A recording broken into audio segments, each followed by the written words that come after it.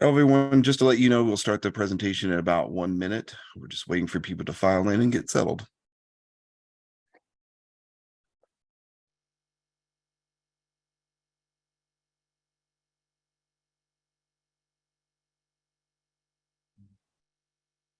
Everyone, we'll start the presentation in about 30 seconds. We're still waiting for people to come in and get settled.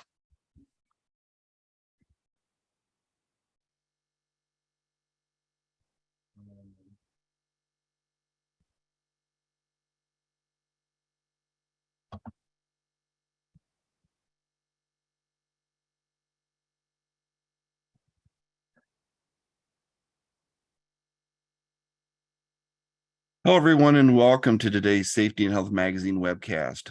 Transform safety management and reduce risk with AI. Sponsored by CompScience.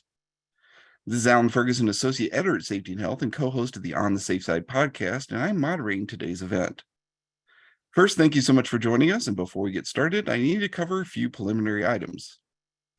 As a disclaimer, the views of today's speakers and organization are their own and do not necessarily reflect those of the National Safety Council or Safety and Health Magazine. Any mention of a commercial enterprise product or publication does not mean the magazine or the council endorses those items. After today's presentation, we'll conduct a question and answer session with our speakers. If you have a question, click the Q&A button at the bottom of your screen, type your question, and press the send button. We welcome your questions at any time during today's event. You don't have to wait for the Q&A to begin. Now, we might not get to every question, but the good news is any unanswered questions will be forwarded to today's sponsor. Also, after this presentation, you'll be asked to complete a brief evaluation survey, and I'll tell you more about that a little bit later. This webcast will be archived so you can access it after today's live event. To view this webcast and all of our past webcasts, please visit safetyandhealthmagazine.com/events. And with that, let's introduce our speakers. With us today are Josh Butler and Christopher Mizell. Josh is the CEO at CompScience and an executive leader and entrepreneur with 20 years of experience building tech products, including Neo's self-driving car and safety analytics platform.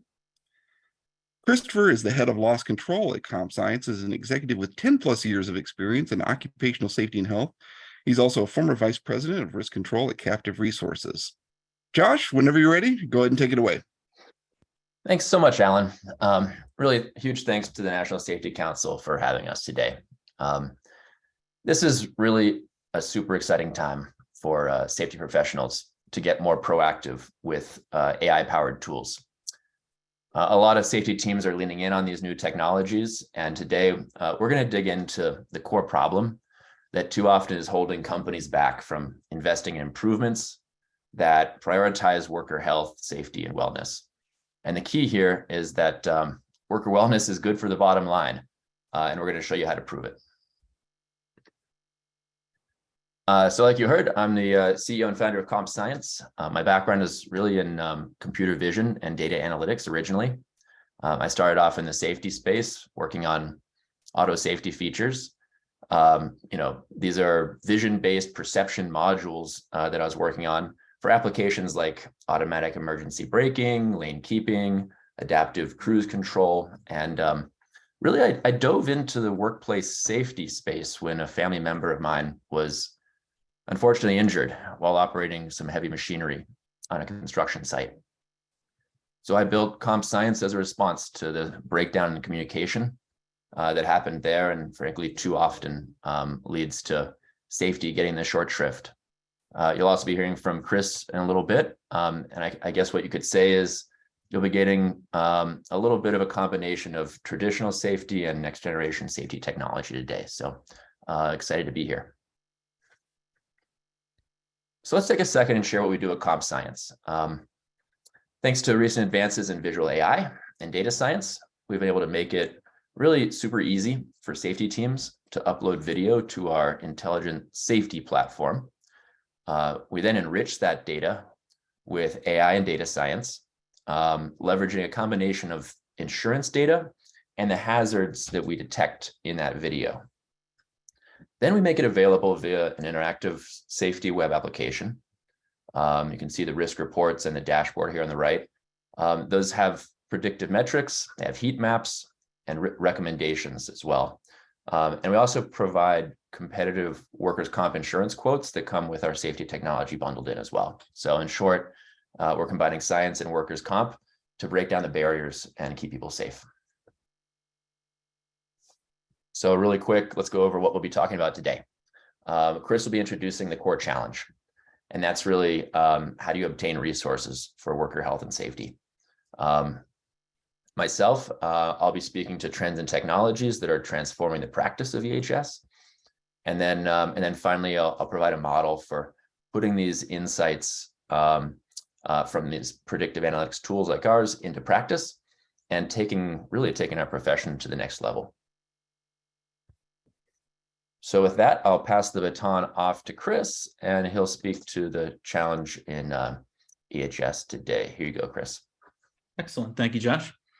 Like you mentioned, we'll start with a challenge. A few things. We have the age-old battle between productivity and safety. We have limiting factors to manual observations, and really the big one, the cumulative nature of ergonomic injuries. It's really not difficult for like a serious back injury to reach $1 million. We've seen that.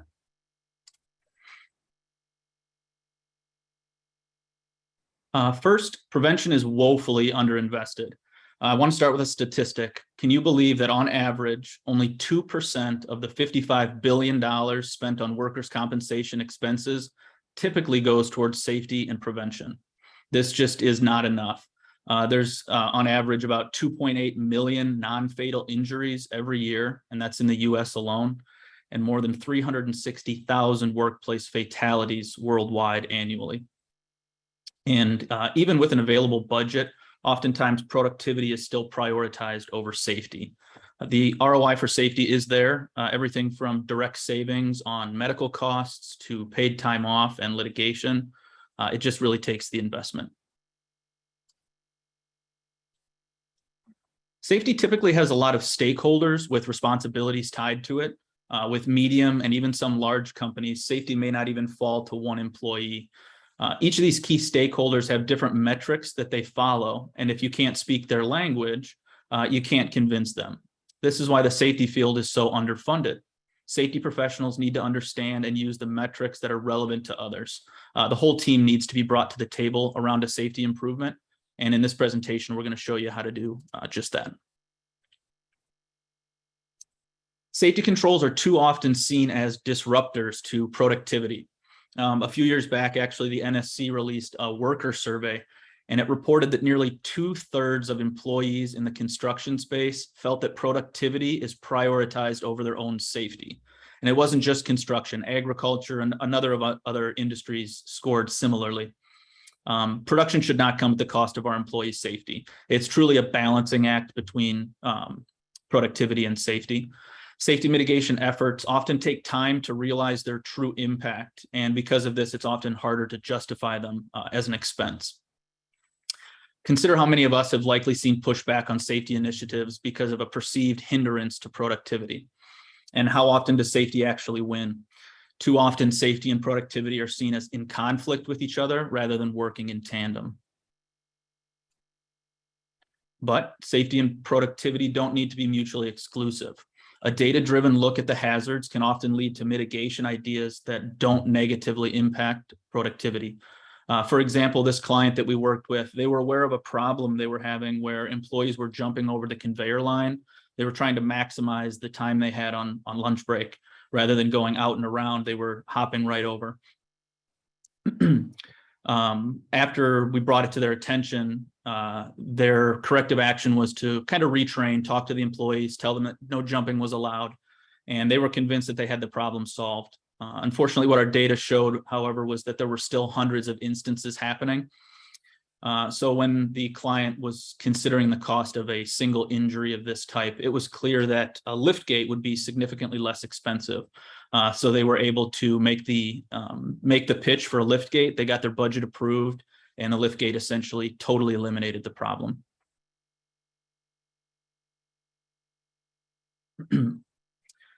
Here's a great example of the types of events we can capture with the AI. Now, if you were driving that forklift, would you have gone and told your boss that you just crashed into that post? Possibly not. Self-reporting is inconsistent at best. Not to mention employees usually adjust their behavior when they know someone's watching them. This is referred to as the Hawthorne effect, and it can actually skew data that's being reported during manual inspections. Ergonomic issues such as overexertion and bodily reactions are the leading cause of injury in most industries, with the total cost of a single strain or sprain injury approaching $68,000. Ergonomic issues are typically the most expensive injuries as well. Ironically, ergonomics is one area where there are currently no OSHA standards. Because ergonomic issues are typically an accumulation of unsafe postures and unsafe movements over time, they've been historically difficult to quantify and track until now. By utilizing automated safety analytics, safety professionals now have access to significantly more data than ever. This allows them to truly address the causal factors of injuries. We can more accurately identify what we call hotspots, or areas with a high level of unsafe behaviors. This also allows safety efforts to be more focused. Like here with this client, we were able to help their safety manager recognize a pretty significant exposure to workers on this line. After installing a number of A-line tables to adjust the working height, the client saw a 59% reduction in all high-risk waist bends. And actually, there was a huge unexpected victory. After a short trial period with the new tables, there were several employees that were actually mentioning to their managers that they were going home at the end of the day with less fatigue and less pain. And that was just a huge win to hear. All right, and back to you, Josh.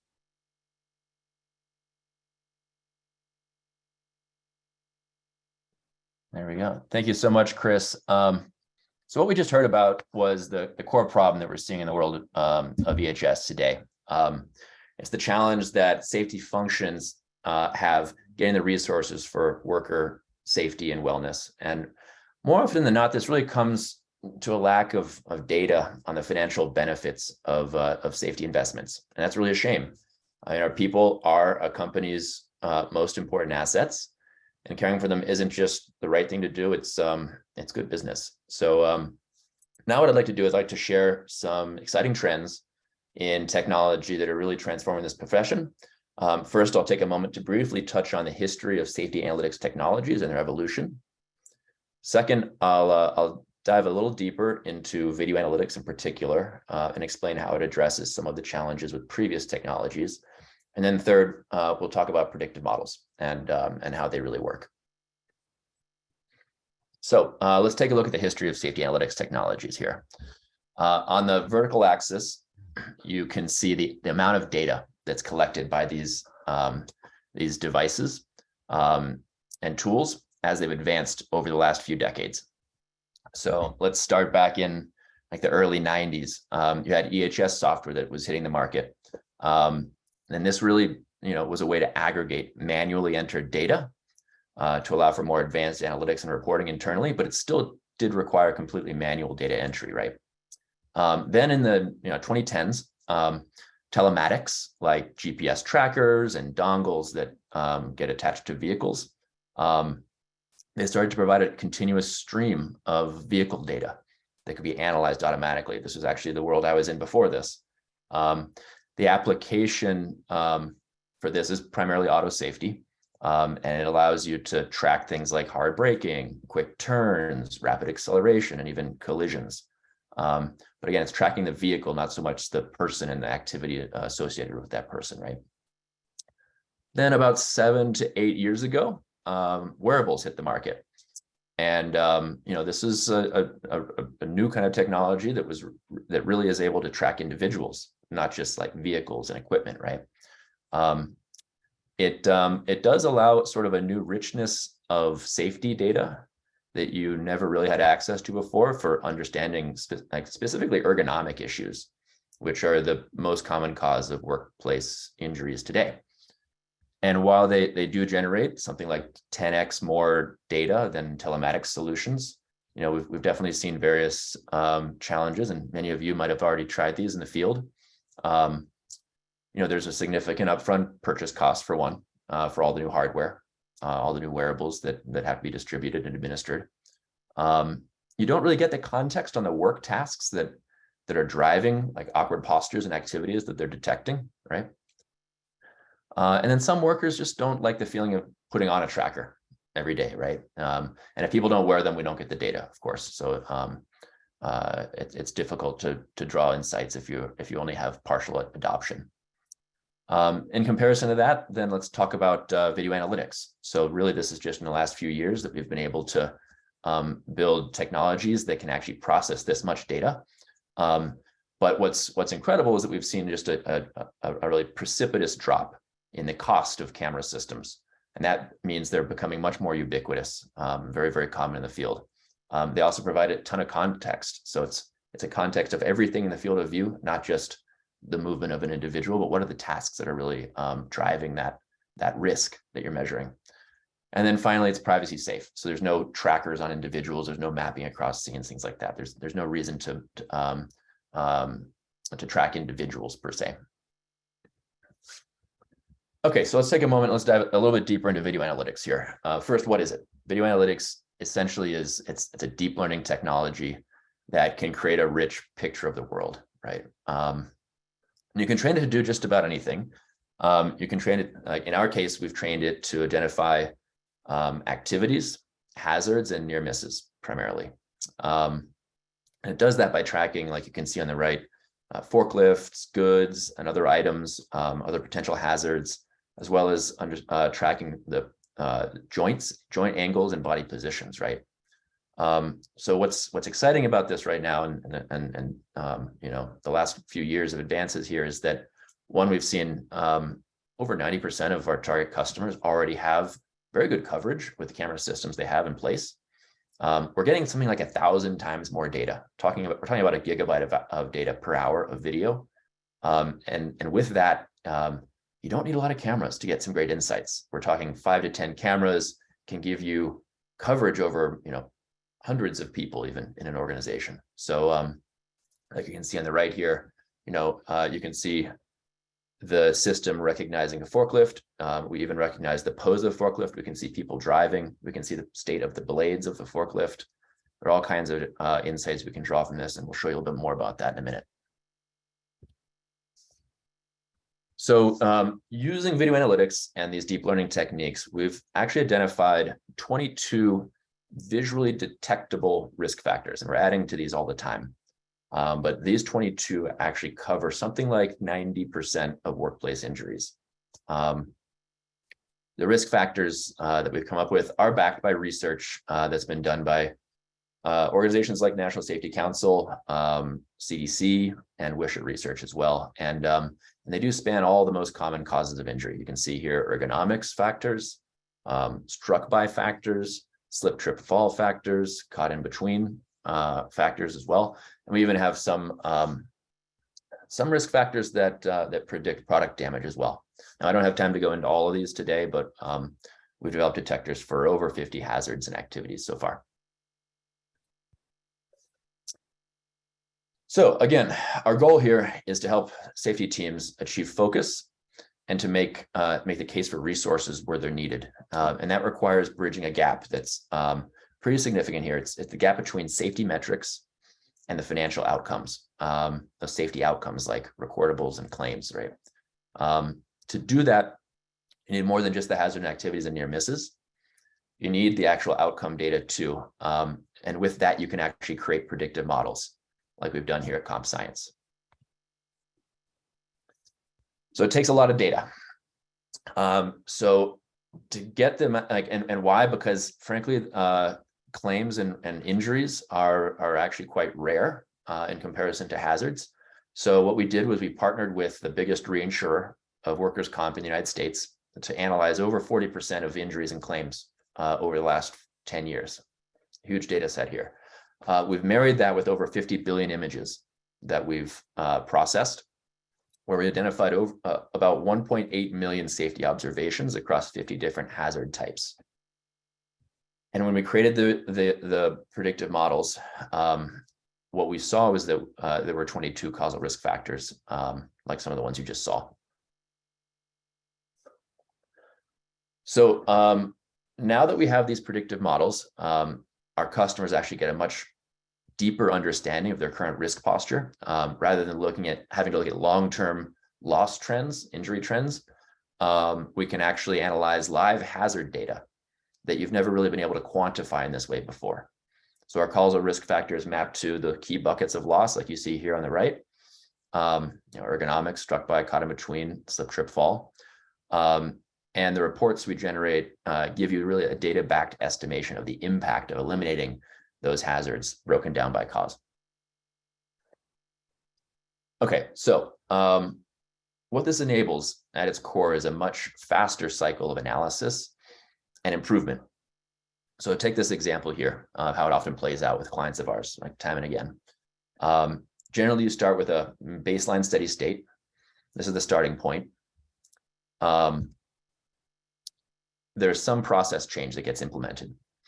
This may be because of a new business process, a new line of business, could be a change in workforce. Turnover often drives significant changes here, or just some new machinery that gets installed.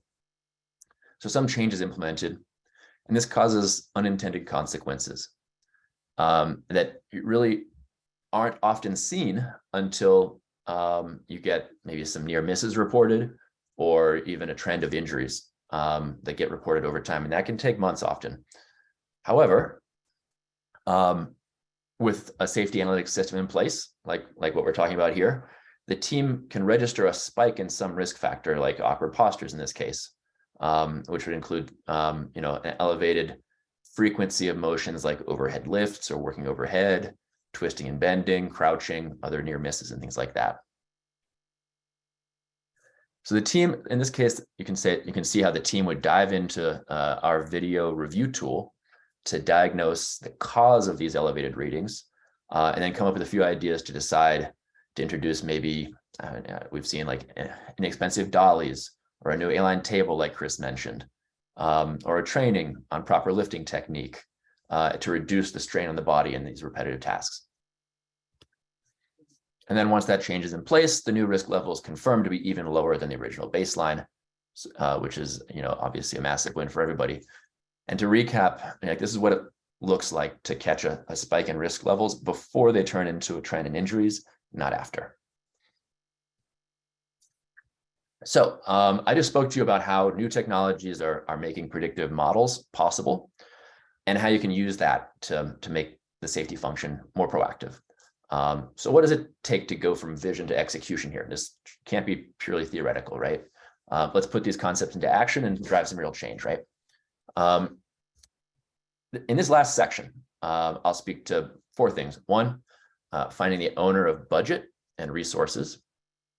2, how to build a business case with predictive analytics to address that budget owner. 3, how to prove the impact with a structured test.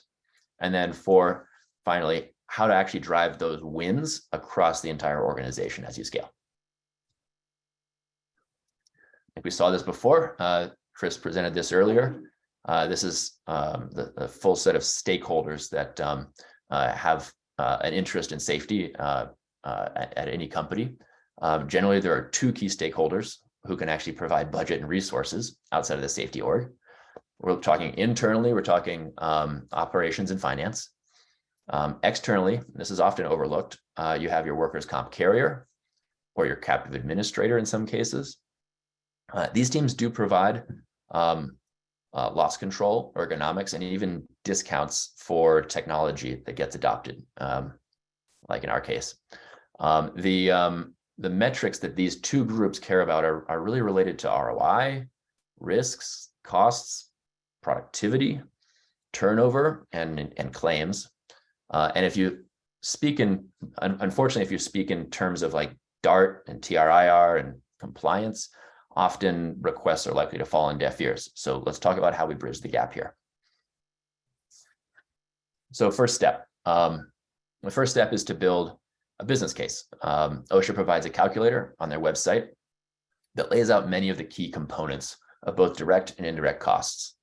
You can't forget the indirect costs, which can be 2 to 5 times higher than the direct costs of an injury.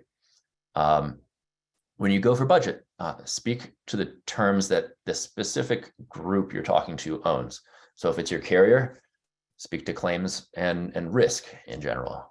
If you're talking to the operations team, speak to productivity interruptions, lost time, turnover, recruiting. We all know it's a very tight labor market today, and lost production can be incredibly expensive. Talking to the finance team, speak to insurance premiums, deductibles, OSHA fines. Remind them that there are insurance discounts available for companies that use tools like ours and some of the other ones I mentioned. And then use a predictive model like ours to estimate the reduction in cost based on a reduction in predictive risk factors to make your argument here. Okay, so now it's time to build a controlled test once you have your argument in place, your business case in place. With this controlled test, your goal is to prove the value of the work you're doing from a business point of view. You do this in a limited test that's low risk in order to build this case. Use a comprehensive predictive analytics tool to measure not just the risk factors, but those expected costs to the budget owner. And again, here are some of the example causal risk factors that we saw before. These have emerged as really the top drivers of injury and loss in the work we've done. And in the reports that you can get in this, this is the tool that we provide to our customers. We give you a before and after picture of the expected costs. We give you benchmarking across facilities and other companies like yours. We give you heat maps of hotspots of risk. We also provide analysis and recommendations related to repetitive tasks so that you can implement some cost-effective interventions like administrative training and engineering changes. And then finally, we help you close the loop, measuring the improvement and validating the business case you made in the prior step. So once you've proven the impact with your trial, now it's time to scale your wins across the entire company.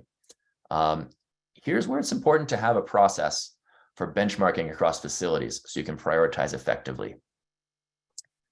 Focus on the facilities that are most in need first. These are your biggest opportunities. Don't let the flavor of the month dominate your strategy here.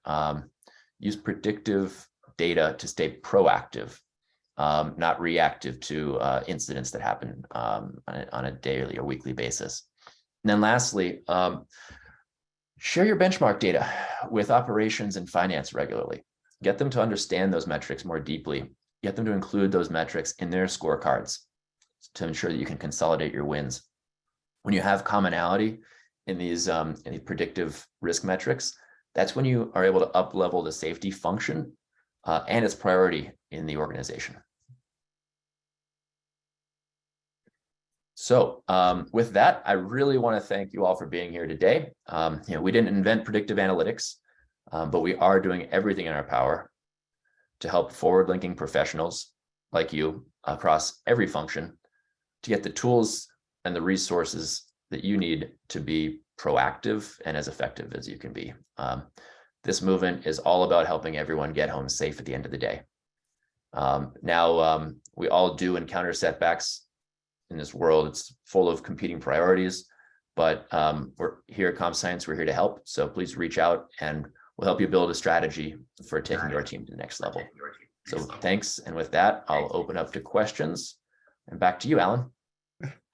Well, thank you so much to you both for this fantastic presentation. And before we start the Q&A, we want to remind everyone of the evaluation survey we're asking you to complete. The survey will open in a different screen after this webinar. Your input is important because it'll help us improve our future webcast. And once again, as a reminder to our attendees, if you'd like to ask a question, feel free to click the Q&A button at the bottom of your screen. And again, if we don't get to your question, all unanswered questions will be forwarded along to our sponsor. So our first question, what kind of technical problems do you run into trying to start these kinds of safety programs? Sure. I can handle that one.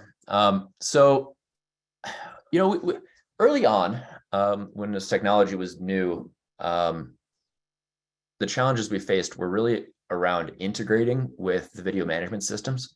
There are a lot of different systems out there, and each system is different. We've really found a way to address those issues by eliminating the need to integrate directly at all. This also eliminates IT security concerns as well.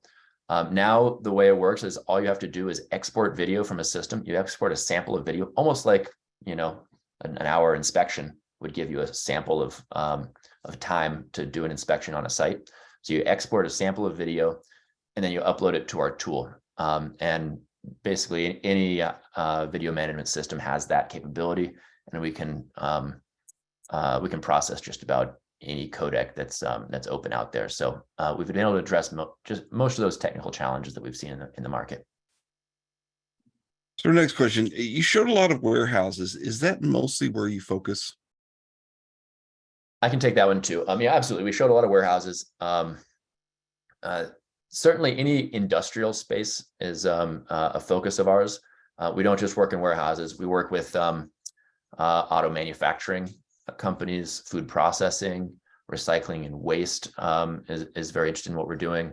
Transportation and warehousing, construction materials, frankly, anything where there's a significant risk of life and where either there already are cameras or we can actually place cameras as well.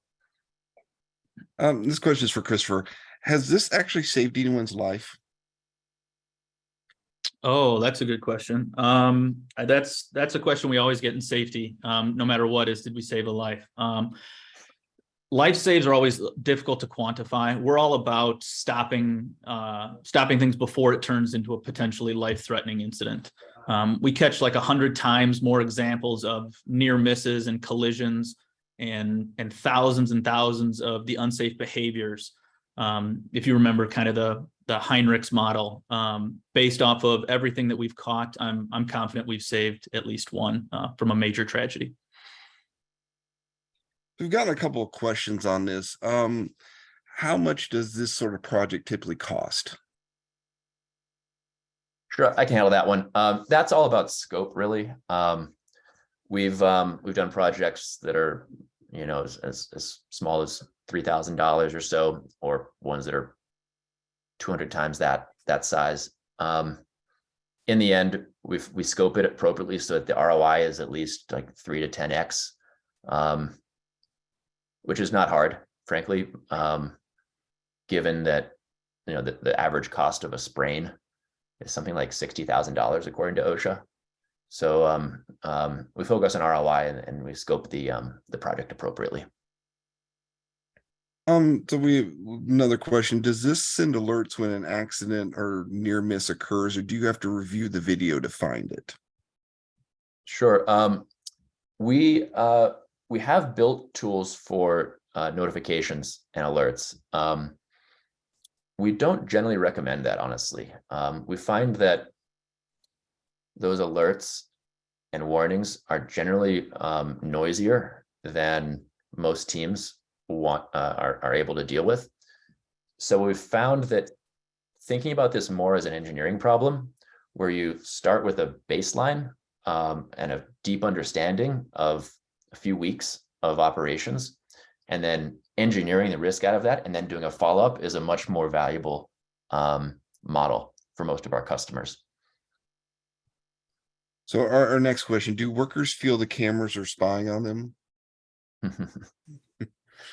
Sure. We certainly get that question a lot. Our experience is this: workers are already accustomed to having cameras at work. We don't really there's really no way to avoid cameras these days. Frankly, there was a recent study that showed that people are on average caught on camera 200 times a day, and this is just out in the real world. Legally, a workplace is considered a public space as well. So the cameras are already in place. Consent has already been provided. We're not actually gathering any additional data. And so there's no additional consent that's required or anything like that. This is a tool that, like I said, doesn't track individuals. It provides insights on hazards and worker wellness challenges. So it's really aligned with workers in the end, and it certainly is worth a conversation with employees about what's being done to help protect them and improve their wellness. And we would, frankly, on top of that, we would never record or analyze any video from it where there's in an area where there's like an expectation of privacy as well. So with that, we've actually found that the reception's actually been quite good, because if anyone's going to benefit from this, it's the workers that we're working to send home safely at the end of the day. Yeah, we did have an additional question about, can the cameras be considered be made part of a company's security system? That sounds like definitely Absolutely. yes. And that's one of the great things about this, is there's no additional investment required to deploy cameras or gather the data. These generally are put in place for security reasons, whether it's shrinkage, theft, or just keeping people safe. Yeah, we did have a question about what type of camera systems work with the software, or is it functionality based on type of file? It's a very broad set of cameras that we're compatible with. I'd say 1 megapixel or more, which anything in the last 15 years should be. Generally digital cameras would be the preference. Yeah, it's very broad compatibility. It's almost never have we actually had a system that was not compatible. Another question, does the client upload the video, and how long does it turnaround take for analysis and reports? Sorry, Chris, do you want me to take this one too? I'll take this one. Yeah, go right ahead. That's sure. right. The upload generally would happen overnight when people aren't there. So generally one day turnaround on that. Analysis can take, we generally spend about a week or two analyzing it, because we are like people like our team members like Chris and our on-staff ergonomist are providing insights and recommendations as well. So they really want to understand the work. If we in certain circumstances, we've provided much faster turnaround, like next day turnaround, if those recommendations aren't required. We do have a question about, do you have any before and after comparative data on TRIR for companies that have made the change to this technology? Absolutely. Yes, we do. And do you want to take that one, Chris? I'll let you I can take that one. Yeah. We had a client actually that when they came to us, they were being non-renewed for their insurance, their workers' comp, because their TRIR had essentially blown up over the last few years. So it was really driving up a lot of problems with their insurance. They were, like I mentioned, they were going to be non-renewed. And after a short pilot with us, I believe it was 6 weeks, if I'm not mistaken, we were able to drop their TRIR very significantly. I don't have the exact numbers, but they were able to keep their workers' comp insurance, and they were actually expected to save about $300,000 annually from their premiums from that drop. Kind of an interesting question here. I've been hearing more about hearing protection or lack thereof, and people say they're unable to hear warning signals, people calling out hazards, etc. Are you able to see those situations? Can you ask the question one more time? I'm not sure. Sure, I grasped what they were asking. It says I've been hearing more about hearing protection or lack thereof, and people are saying they are unable to hear warning signals or people calling out hazards, etc. And is your technology able to see those situations? Yeah, so we can track things like where certain personal protective equipment like hard hats, hearing protection.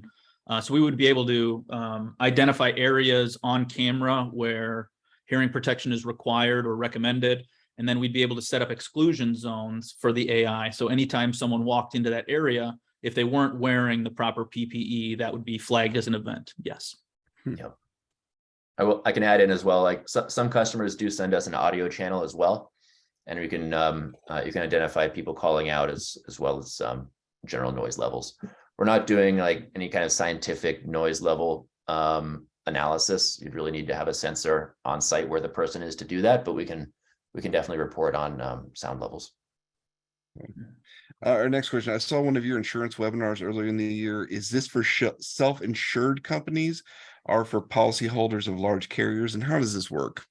Sure. Okay, so two fundamental ways that customers work with us. One is they either buy insurance through us. We provide competitive workers' comp quotes that include the software and reports at no additional cost in with the workers' comp. So that's one way.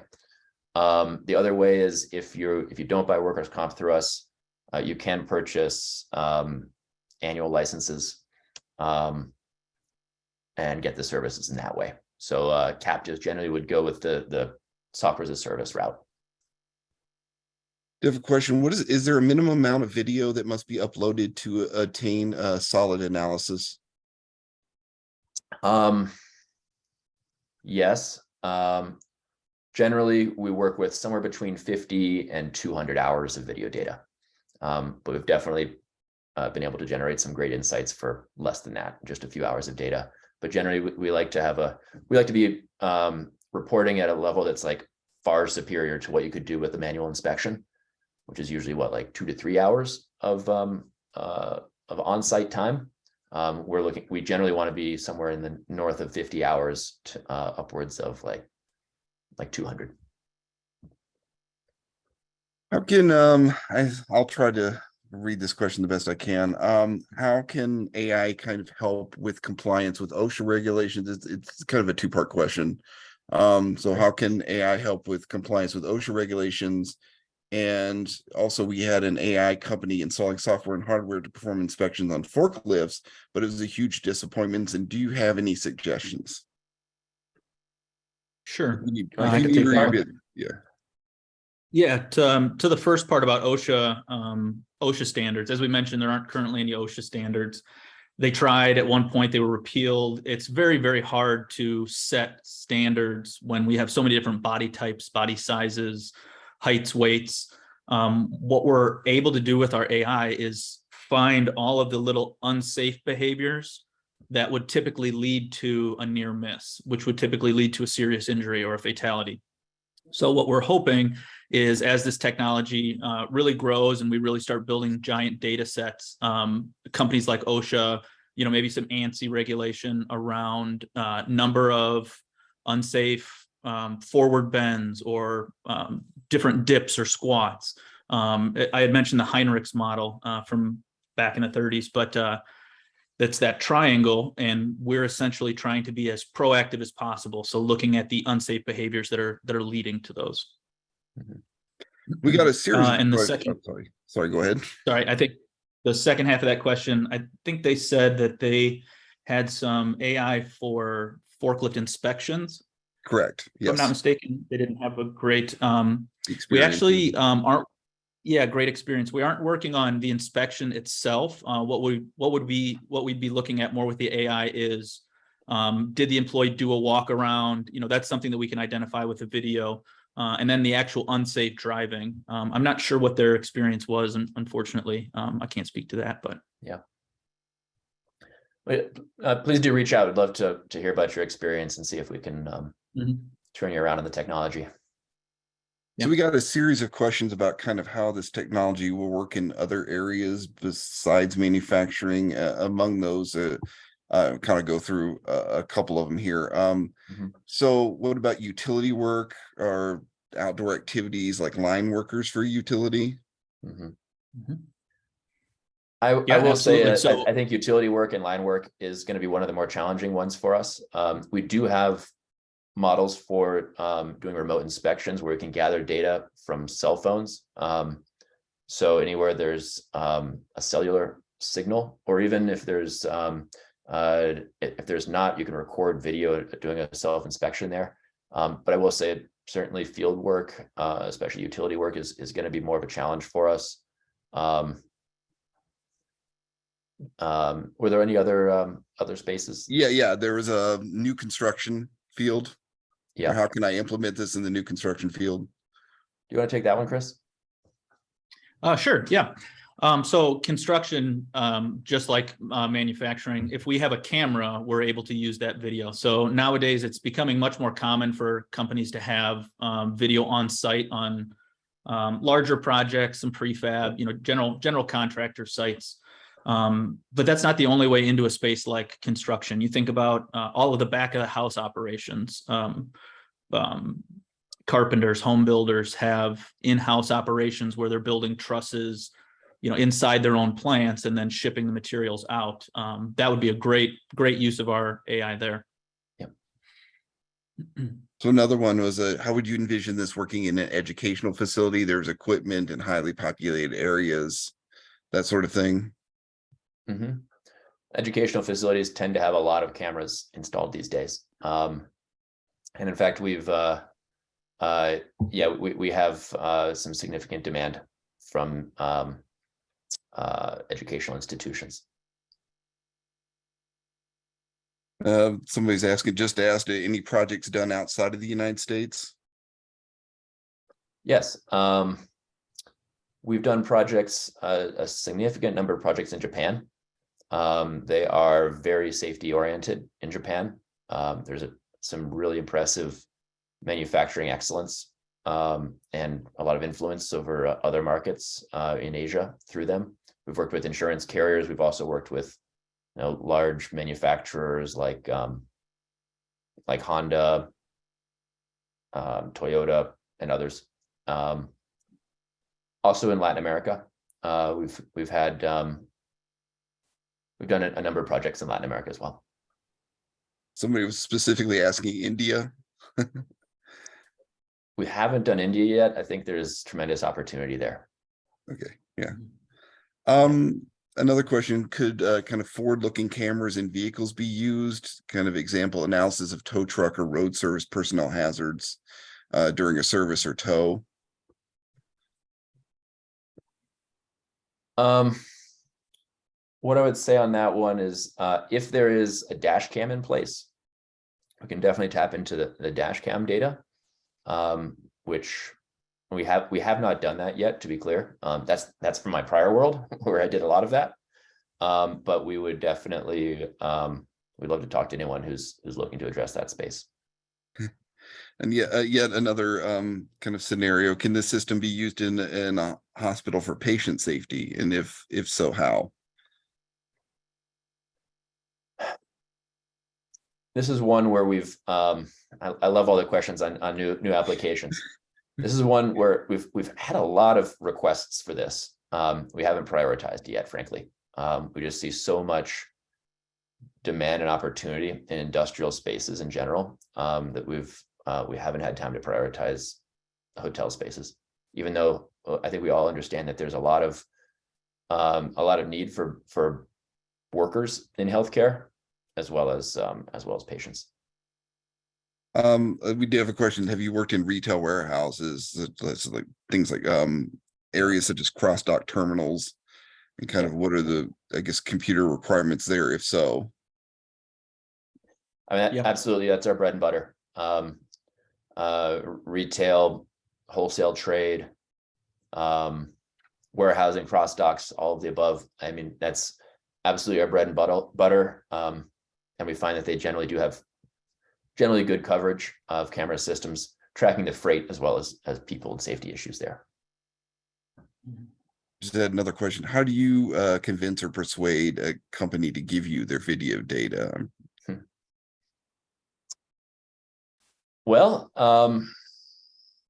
we make it in their interest. We make it a very clear ROI case for why it makes sense to really take advantage of the data that they're already collecting. We have we've built our platform with security and privacy in mind from the ground up. And that's why we've been able to get so many great like Fortune 500 companies as clients to date. So I think that our client roster kind of speaks for itself and addresses many of the potential concerns around security and privacy that could come up. And then I think the value is just there, given that, workplace safety is a very, very big deal. And it's just good business to focus on these problems. I was just curious, for employers, have there been any aha moments when they see kind of these analyses or reports? There've been these, I imagine there are some. Yeah. Do you want to, can you think of any, Chris? Well, the example I gave with the conveyors was a pretty big aha moment. We ran the analytics, we showed them it was happening.